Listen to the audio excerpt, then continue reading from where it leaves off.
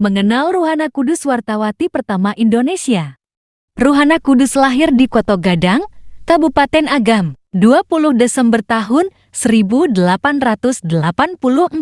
Meski tidak pernah mengenyam pendidikan sekolah, Ruhana Kudus mendirikan Sekolah Kerajinan Amai Setia tahun 1915 untuk memperluas komunikasi dan informasi terkait kiprah kaum wanita. Maka melalui lobi kepada pemilik surat kabar utusan Melayu, terbitlah surat kabar Sunting Melayu muatannya khusus untuk perempuan dan Ruhana Pimretnya.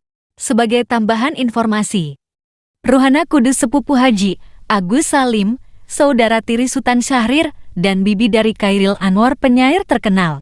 Pada November tahun 2019, Ruhana Kudus diberikan gelar pahlawan nasional.